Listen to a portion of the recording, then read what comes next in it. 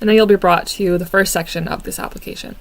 So you're going to want to put in the applicant last name or development name, either your last name or what the development name is. For this, I'll just do a last name. And then the address number, or the property address, or the roll number. The roll number can be found on your tax documents if that's what you want to add.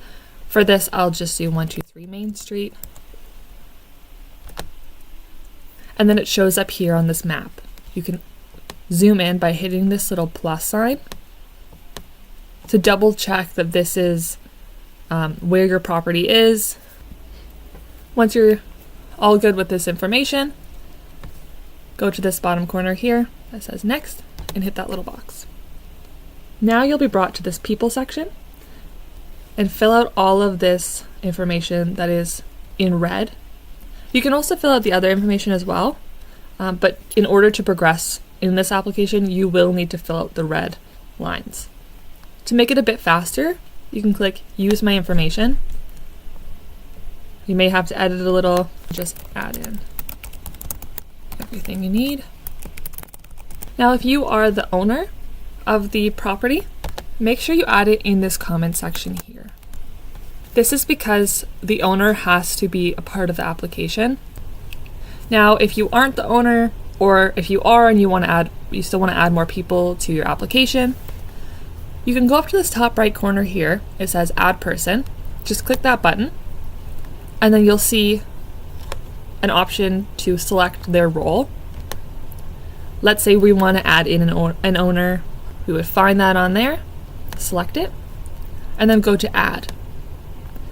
You'll have the same red lines here, and then you'll fill in the owner's name. And let's say you added an extra person, but you didn't mean to add an extra person. What you can do is scroll up a bit until you can find this home page button with the Loyalist logo. Just click that once, and it'll bring you back to that home page that we started on. You'll be able to click your incomplete applications and find the one that's created on the date that you created, the one you want to continue working on. So this one would be the one that we want. And we go over, select that, just click it once, and then you'll be brought back to a clean, cleared people section, and then you can just refill out your information. Also, at any point, you can hit that homepage button and close the application and always come back another time and continue working on it. You don't always need to finish the application all in one sitting. I'll just type in applicant and also owner once again, just to make sure that the staff know that the applicant and the owner are the same person. And once you're happy with all this information, make sure you double check that you have everything that you need. Go to this bottom right corner and hit next.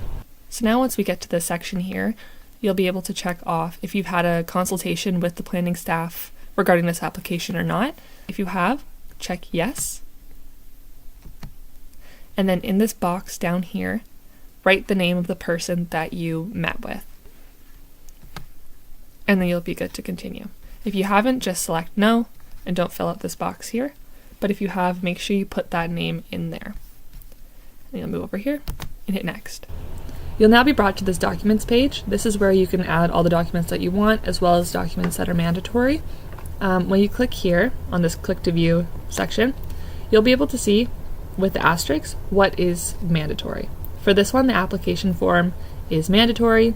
There's a little asterisk next to it, but you can add in any of these other things as well. In order to add those documents, however, you'll have to go up to this little paper clip and hit add. This will bring you into your files. You just select whichever ones you want, and I'll open these two. Let's say I only really wanted the application form here, and I didn't really want this concept plan demo. I can go here to this little trash bin and just click it once, and then go up here and click OK out of your application. If you want to add something else, you can click add once again, go here, select whichever one you want, and hit open, and then it adds it back. If you don't like either of these, you can hit delete all. It deletes both of them from your application. You can add and you can delete as many documents as you'd like. And now you're going to want to label the documents. This is to help staff know what it is, as well as to ensure that you have the mandatory forms that you need, or the mandatory documents that you need. So you're going to want to hit Label, scroll down, and find Application Form. So once I've labeled this, my mandatory document is in there.